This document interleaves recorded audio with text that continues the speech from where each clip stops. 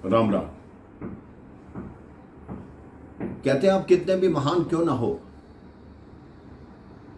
लेकिन जब आपका समय आता है, आपका दिन खराब होता है, आपका समय खराब होता है, तब बड़ी से बड़ी कोशिश करने पर भी आप कुछ नहीं कर सकते। सिकंदर महान, जिसका नाम आप सब ने सुना होगा। लोग कहते हैं कि उन्होंने आधी दुनिया जीत ली थी, लेकिन ऐसी बात नहीं है। उन्होंने 15% दुनिया अवश्य जीती थी, लेकिन जब भारत के उत्तरी भाग में वो आए तो उनकी सेना को कड़ी टक्कर मिली राजा पोरुस से। उसकी सेना वह हार मान गई और अपने राजा से बोली कि अब वापस लौट चलो, हमारी हिम्मत नहीं है कि आप आगे चलो। ये जो भारत देश है, ये वीरों की भूमि है, यहाँ पे जीतना बहुत कठिन है। सिकंदर ने वापस जाते हुए सोचा कि ये भारत भूमि में राजाओं का इतना प्रभाव क्यों है, इनमें इतनी शक्ति कहाँ से आती है। तब किसी ने सिकंदर को बताया कि यहाँ के जो साधु हैं, यहाँ के जो संत हैं, वो इतनी तपस्या करते हैं जिसका प्रभाव राजाओं को मिलता है, इसलिए राजाओं को हराना कठिन हो जाता है। तो सिकंदर ने सोचा कि मैं भी यहाँ के किसी संत को अपने साथ लेकर जाऊंगा। वो एक संत की कुटिया पर आए तो उन्होंने देखा संत अभी समाधि में हैं। जैसे ही वो समाधि से निकल के बाहर आए, वो निर्वस्त्र थे, दिगंबर संत थे। संत जैसे ही बाहर आए, सिकंदर की सेना ने जयकार करना शुरू किया कि सिकंदर महान की जय हो, सिकंदर महान की जय हो। संत के चेहरे पर मुस्कुराहट आ गई। सिकंदर ने कहा, आपने मुझे पहचाना नहीं, मैं सिकंदर महान हूं। संत फिर भी चुप रहे। सिकंदर ने कहा, आपको मेरे साथ मेरे देश चलना होगा। उस संत ने कहा, मैं आपके देश नहीं चल सकता। सिकंदर ने कहा, आप मुझे जानते नहीं, मैं कितना बड़ा वीर हूं, मैं अभी आपका वध कर दूंगा, आप मुझे मना कैसे कर रहे हैं। तो उस संत ने क्या कहा, बड़ी सुनने वाली बात है। उस संत ने कहा, तुम महान कहां से हो गए, तुम तो मेरे गुलाम के भी गुलाम हो। सिकंदर और क्रोधित हो गया कि ये क्या कह रहे हो, मैं तुम्हारे गुलाम का भी गुलाम हूं, मुझे इसका स्पष्टीकरण दो, बताओ कि तुमने ये क्यों कहा। तब उस साधु ने कहा, उस संत ने कहा कि जो गुस्सा है वो मेरा गुलाम है। मैं जब चाहूं तभी गुस्सा आएगा, अन्यथा नहीं आएगा।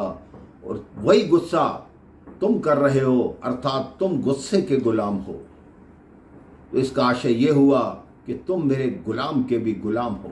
अगर तुम प्रेम से कहते तो मैं अवश्य तुम्हारे साथ चलता, लेकिन अब बिल्कुल नहीं चलूंगा। और तुम अपने देश जाने की बात कर रहे हो, पहले तुम स्वयं तो वहां पहुंचो। हो सकता है परमात्मा ने मार्ग में ही तुम्हारे लिए कुछ और लिख रखा हो।